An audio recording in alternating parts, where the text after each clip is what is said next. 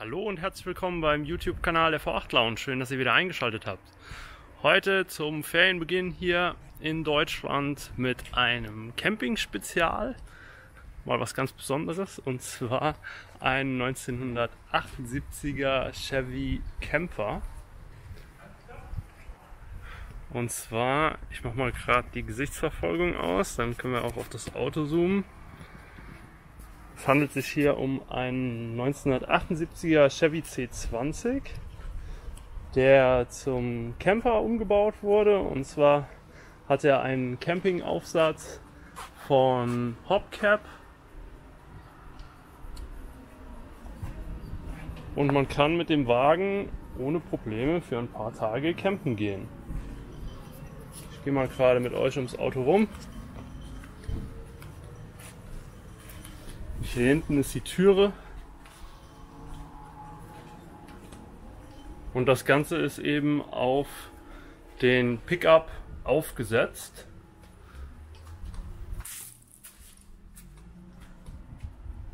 Und hier vorne ist die normale Kabine mit einer CB-Funkanlage drin und einem nachgerüsteten Tempomaten, damit man auch für längere Strecken unterwegs gerüstet ist, und auch mit einem zweiten Tank.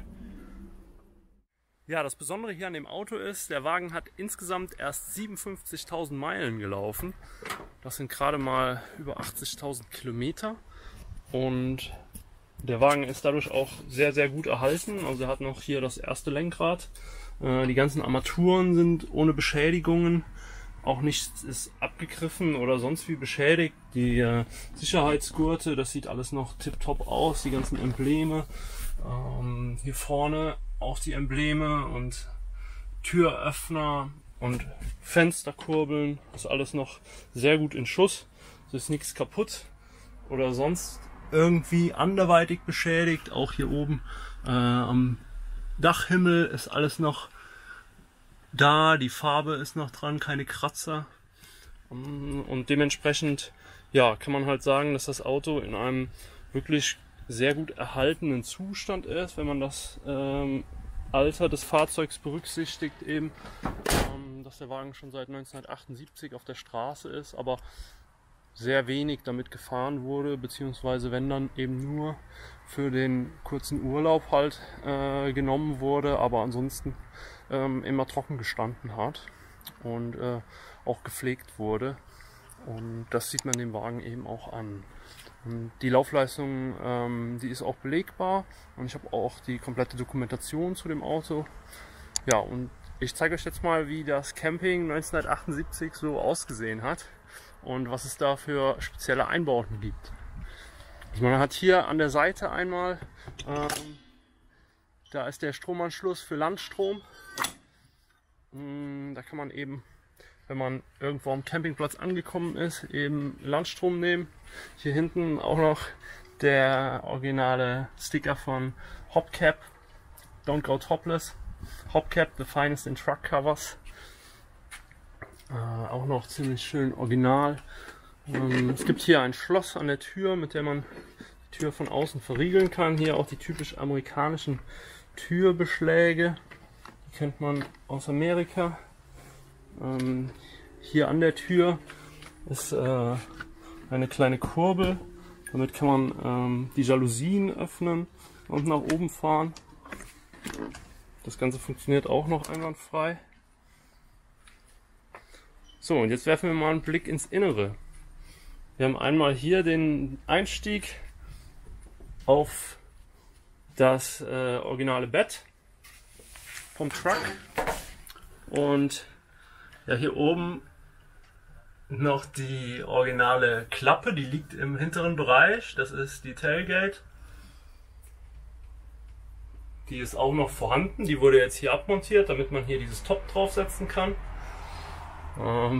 Die schönen Gardinen hier an der Seite und Ablagemöglichkeiten. Wir haben oben auch noch ein Fenster, was man aufklappen kann. Und hier an der Seite haben wir ein Gaskochfeld mit zwei Gaskochplatten. amerikanisches Besteck, Edelstahl, for the modern home. Und eine Spüle mit einem Wasserhahn. Eben alles aus dem Campingbereich. Der Boden von diesem Camper, da gibt es es gibt verschiedene Varianten. Also es gibt einmal diese Kabinen hier komplett geschlossen. Das heißt, die Kabinen sind in sich eine Einheit und haben auch einen Boden. Hier bei dieser Variante ist das so, dass sie quasi nur oben drauf sitzt und der Boden selbst immer noch die Ladefläche vom Pickup ist. Und man hat da eben hier noch das originale Bett, was ohne jede Beule ist, sehr gut erhalten. Auch die Radkästen, das sieht alles toll aus. Auch der Lack ist überall noch dran. Also das heißt, da wurde jetzt nicht irgendwie Werkzeug oder sonstige schwere Sachen wie bei vielen anderen Pickups draufgeworfen, sondern die sind noch sehr, sehr gut erhalten, und das ist natürlich im Vergleich zu den anderen Pickups ein Alleinstellungsmerkmal hier von diesem Camper. Auch wenn man den nachher als Pickup wieder nutzen will, weil im Regelfall hat man eben nicht diesen Zustand von den Ladeflächen.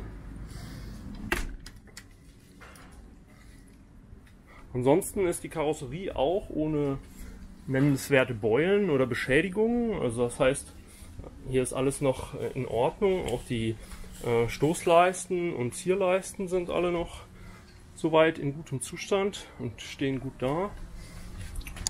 Und auch die Türen fallen noch schön ins Schloss und sind noch nicht an den Scharnieren ausgeschlagen, dass die irgendwie runterfallen. Oftmals hat man das so, dass die dann schon hier in dem Bereich ein gutes Stück absacken, weil eben die Scharniere schon Spiel haben in den Führungen.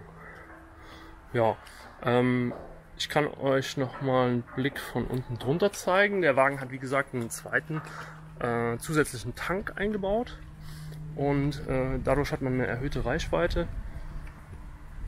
Und der wurde hier auf diese Seite montiert und befindet sich dann hier drunter zusätzlich. Und man kann dann im Innenraum über einen Schalter kann man diese beiden Tanks von links nach rechts schalten und dadurch auswählen, von welchem Tank angesaugt wird, und die Anzeige springt dann entsprechend dem jeweiligen Tank, der ausgewählt wurde, um.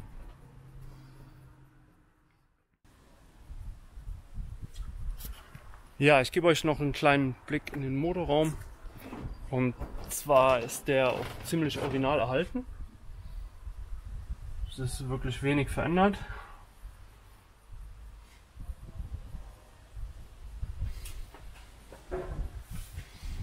Der originale Wagenheber ist noch hier am Platz.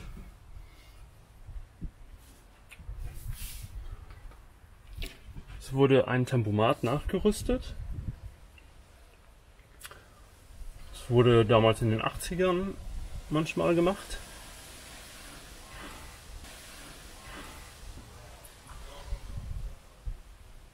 Ansonsten ist noch ein Lautsprecher nachgerüstet. Das ist von der CB-Funkanlage, die man auch als Lautsprecher nutzen kann. Und der Rest ist original wie bei der Auslieferung. Ja, ich habe hier mal die Dokumentation ausgelegt, die es zu dem Pickup gibt. Also ich habe ja eben schon gesagt, es ist ein Tempomat hier nachgerüstet, der auch funktionstüchtig ist. Da ist hier auch nochmal das Handbuch dazu. Es gibt aber genauso auch das originale Bordbuch zu dem Auto, wo eben auch nochmal die ganzen Funktionen vom Pickup an sich von Chevrolet eben beschrieben sind. Die Registrierungen sind auch dabei, die der Wagen derzeit gehabt hat.